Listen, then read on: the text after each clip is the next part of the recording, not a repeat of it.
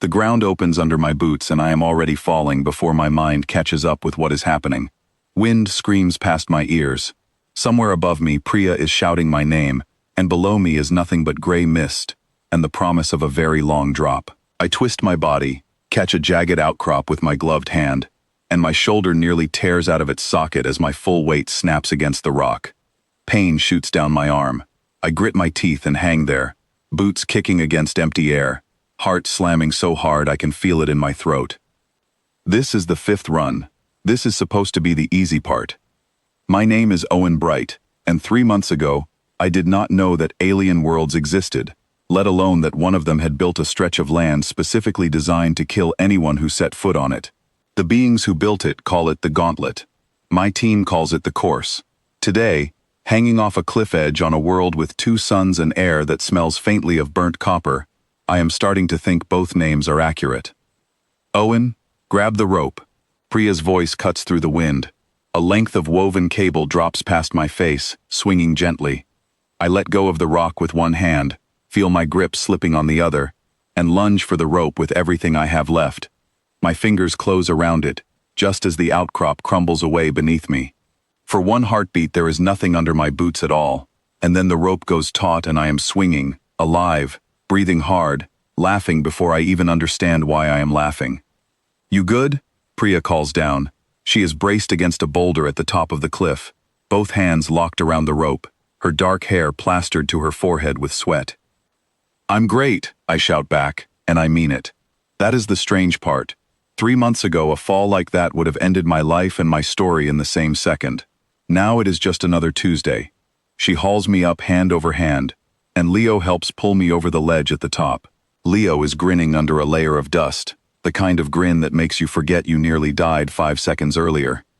40 seconds faster than last time, he says, checking the display strapped to his wrist. "We're getting good at falling." "We are not getting good at falling," Priya says. "We are getting good at not dying after falling. There's a difference." Behind us, a floating silver sphere hovers at a respectful distance, its lens rotating slowly to track our movements.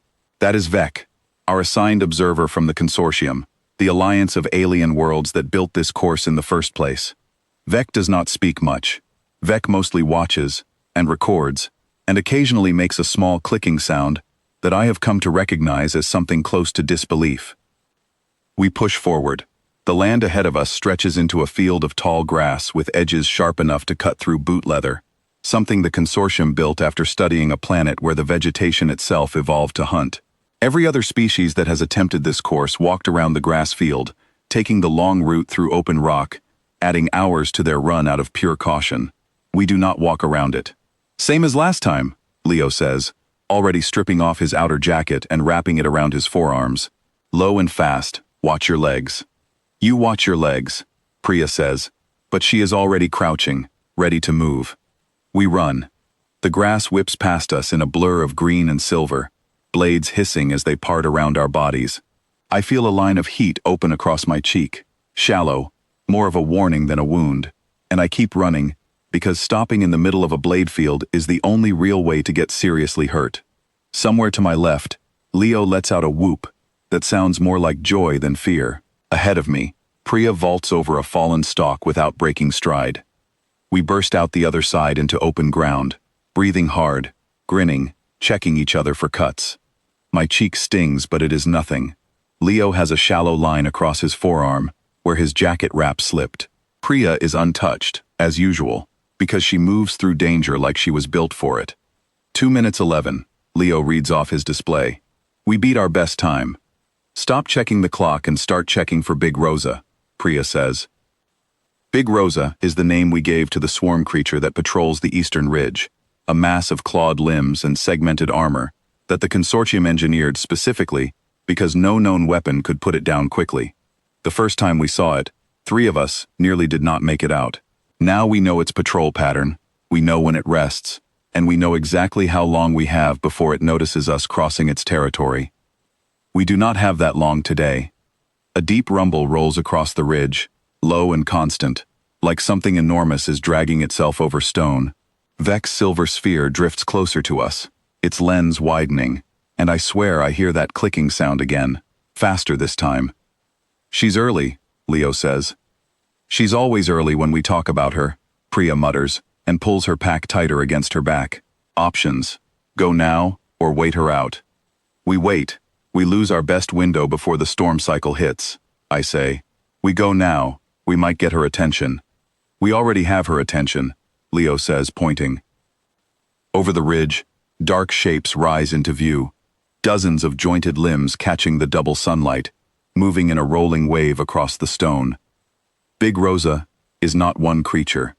Big Rosa is a swarm, hundreds of small armored bodies acting as a single mind, and when she moves, the ground itself seems to shift with her.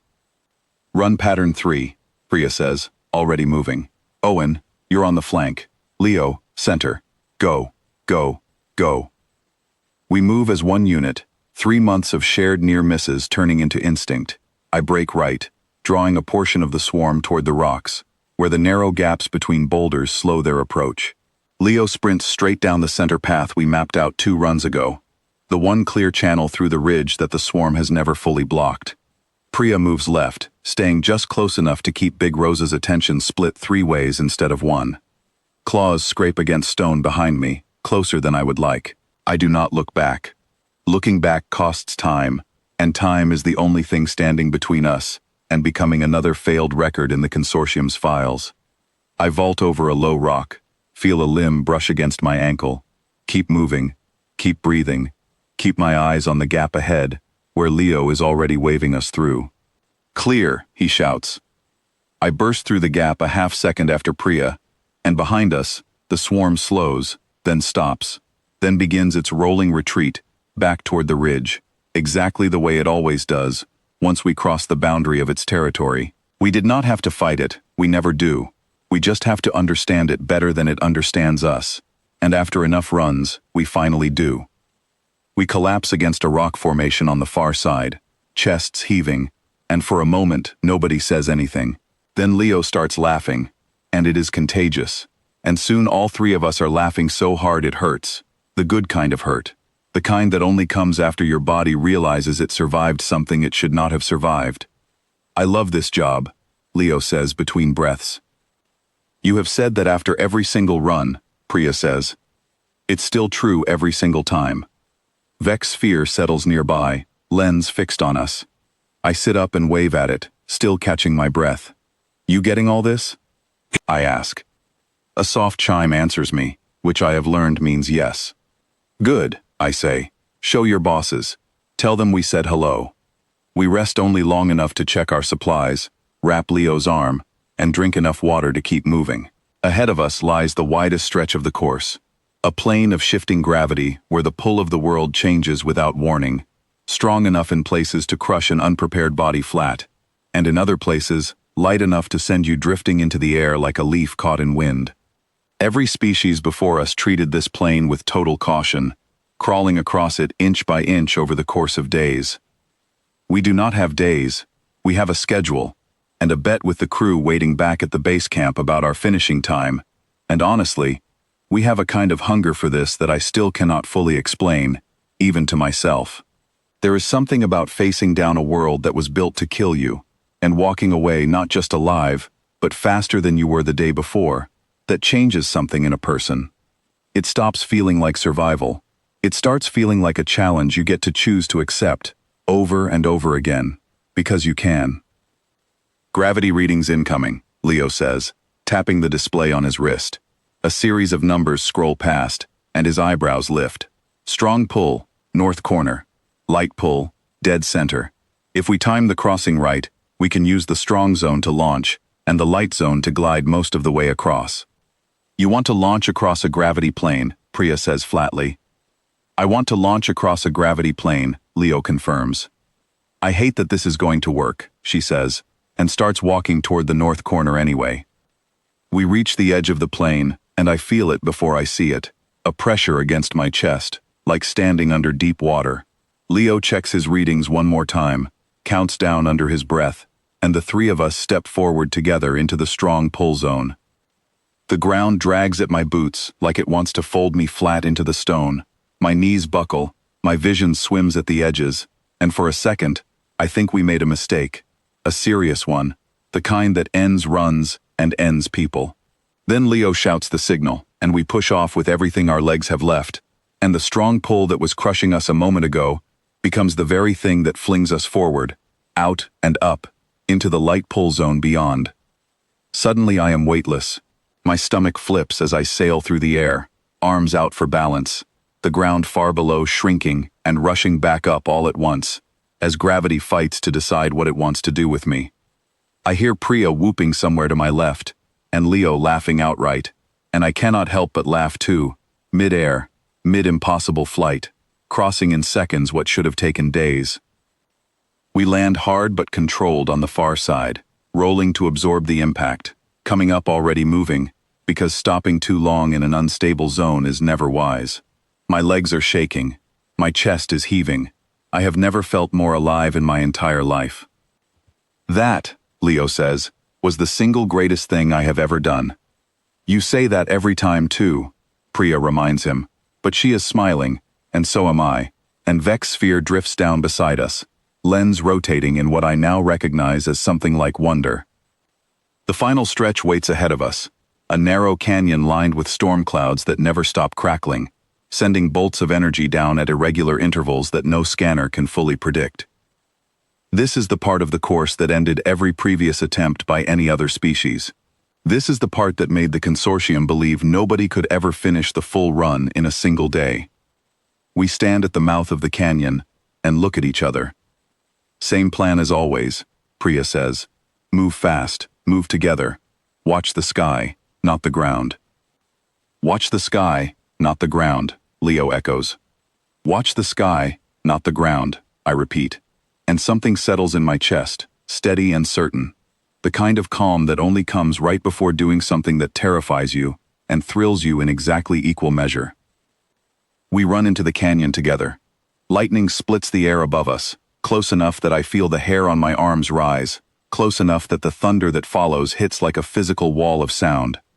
I do not stop. I do not slow down. My boots pound against the canyon floor in rhythm with Leo's beside me and Priya's just ahead, 3 sets of footsteps moving as one, 3 people who have learned to trust each other with their lives so completely that hesitation has simply stopped being part of how we move. A bolt strikes the ground just behind Leo, close enough that he stumbles, and I grab his arm without breaking stride, hauling him forward until he finds his footing again. He does not thank me. He does not need to. That is simply what we do for each other now, without thought, without pause. The canyon walls begin to narrow, funneling us toward a final open stretch of ground, where the storm seems to concentrate its full fury, bolts crashing down almost constantly, lighting up the sky in flashes of white and violet.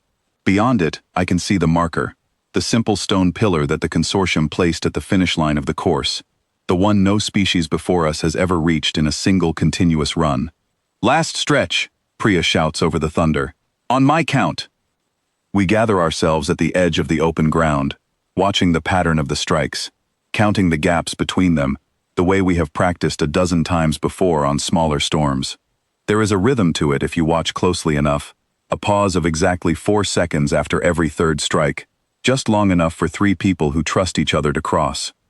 3, 2, 1, go. We run. The world around me becomes noise and light and speed, my legs burning, my lungs screaming, every instinct in my body telling me this is impossible, while every part of my training tells me it is exactly possible, exactly now, exactly this moment. A bolt crashes down to my right, and I feel the heat of it against my skin as I sprint past, not stopping, not slowing, eyes locked on the stone pillar ahead that grows larger with every stride. Priya reaches it first, slapping her palm against the stone with a sound of pure triumph. Leo is a half step behind her, nearly collapsing against the pillar from the effort of the final sprint. I reach it last, my hand landing beside theirs, and for a moment, none of us can speak at all. Just breathe. Just stand there, in the sudden quiet beyond the storm's reach. Alive, together, finished. Vex sphere floats down slowly, settling in the air before us, lens wide and still. Full course, Leo manages between breaths, checking his display with shaking hands. Complete run, 1 day, 1 single day. Priya laughs, a sound half disbelief and half pure joy, and sits down right there on the ground, letting her legs finally rest after carrying her across a world built to end her. I look back the way we came, at the canyon still crackling with storms, at the gravity plane shimmering in the distance, at the ridge where Big Rosa still patrols her territory, at the field of blade grass swaying gently in the wind. Every piece of that land was built to be the end of something. Every piece of it was designed by beings who studied failure after failure, who believed without question that no one could ever cross it whole. We did not just cross it. We learned to enjoy crossing it. And somewhere in that shift, something about us must have looked entirely different to the eyes watching from Vec's little silver sphere. Message incoming, Vec says suddenly, the small device beside its sphere, translating the words into something we can understand. It is the first full sentence I have ever heard Vec speak. High table requests immediate contact. Full course completion has never been recorded. Immediate reclassification is being discussed. Leo looks at Priya. Priya looks at me. I look at the stone pillar under my hand, still warm from the effort of the run, still standing as proof that something meant to be the end of every story instead became the beginning of ours. Tell them we're ready to talk, I say, but tell them something else first. What? Vec asks. I look out at the canyon one more time, at the storm still rolling and cracking far behind us, and I cannot help the grin that spreads across my face. Tell them we want to run it again tomorrow. Same time. See if we can beat today's record. Vec is silent for a long moment, its lens rotating slowly between the three of us. And then it makes that small clicking sound again, the one I have learned to recognize, the one that I am fairly certain, after 3 months of runs, means something very close to disbelief, mixed with something that might just be respect. Understood, Vec says. Message will be sent exactly as spoken. Leo helps Priya to her feet, and the three of us start the long walk back toward base camp, tired, marked with small cuts and bruises, and completely, thoroughly alive. Behind us, the course waits in silence, storm still rolling, grass still swaying, ready for tomorrow, ready for the next run, ready for whatever comes next. And so are we.